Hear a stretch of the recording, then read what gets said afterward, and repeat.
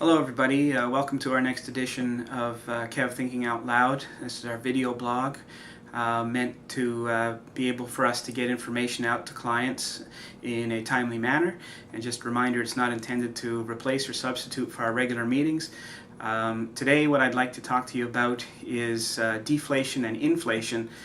Right now we're hearing quite a bit about both of these things, and I wanted to just make a little meaning and give some of my thoughts to you about what I make of the two topics. Most of us are familiar with inflation. Of the two, we're most familiar with that anyways. Inflation generally is a rising prices in an economy. There are really two types of inflation. One is cost push inflation, and the other is demand pull inflation. Of the two types, they have different causes, and the most common one is really the demand pull inflation. But I'll start with cost push. Cost push inflation is a scenario where an external shock to an economy's supply of an essential item like energy would cause the prices generally in the economy to increase. A good example of that would be, for example, the Arab oil embargo in the mid-70s, which caused the price of energy to dramatically increase in the world.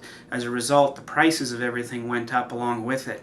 Not because necessarily the economy had overheated, but simply because of scarcity. The other scenario is the demand pull inflation, which is, I think, more typical, more natural, and more normal.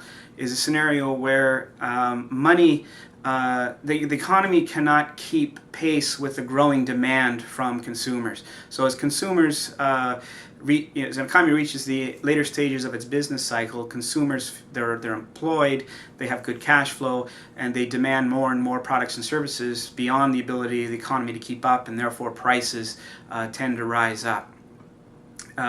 What is deflation? Well, deflation is far less common and far more damaging. It's more challenging to bring about an end to deflation as well. Deflation is a period where prices generally decline.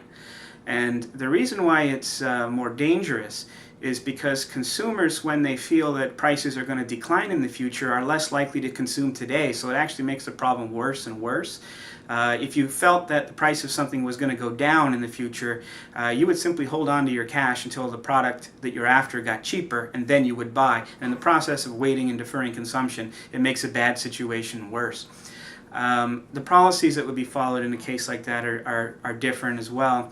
In the case of deflation, typical government response and central bank response would be to dramatically drop interest rates to encourage money to be borrowed and spent.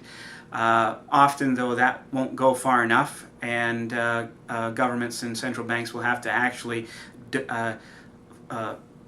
gift money into the economy to get people to perceive money as being very accessible so that they get off it and start spending it. There's another concept in between, which is called disinflation, which shouldn't be confused with deflation. Disinflation is simply a reduction in the inflation rate. So a typical inflation rate might be 2 to 3%. Disinflation could be inflation still being positive, but declining to 0.5% or 1%. That's a typical type of thing in a recessionary period. But deflation, as I said earlier, is far more damaging. So what should we make of both these things? Because both of these things are being talked about heavily in the media today, deflation and inflation. And it's as if we're being asked to worry about both at the same time. And what I'd like to say is that you really shouldn't worry about both at the same time, because the two are mutually exclusive. You cannot have inflation and deflation at the same time. The recent concern has been a deflationary concern. A concern that declining prices has kept consumers on the sideline out of fear, and that they're deferring their consumption into the future, which then further makes things worse. And I agree that that has probably been the bigger concern over the most recent period of time, and it is a concern. Although deflation itself will come to an end eventually and return to inflation. Now we're hearing about inflation in the future. The amount of stimulus and accessibility of funds out there is so large that it's believed that once the economy starts to recover, we'll quickly go to an inflationary cycle. Well, a certain amount of inflation is normal and natural and healthy. So inflation in itself is not necessarily something to worry about. It's high inflation or hyperinflation that we would need to worry about. But the reason why I don't see it as a concern at this point is in order to get from the fear of deflation to a fear of inflation would have to mean that it was either a supply shock or a demand pull scenario. In a demand pull scenario, the only way we get to inflation is if the economy starts to rebound. So if you were going to ask me which of these two things would I be worried about most, it would be deflation, not inflation. But don't be surprised if in the future we start hearing more and more about the concerns of inflation. But as I said earlier, that would have to assume that the economy is recovered. Which I say, if they're asking me to worry about inflation, I say bring it on, because I'd like to see that recovery in the economy. I actually see some evidence that it's already beginning to turn. So it's a natural thing that at some point in the future we'll be worried about inflation, and I have no doubt that that'll be I shouldn't say I have no doubt, there's always some doubt, but I fully expect that inflation will be the next thing that economists will be asking us to worry about. Because they've always got to give us something to worry about in the future, because there probably is always going to be something to worry about in the future. So I hope this helps. Deflation and inflation.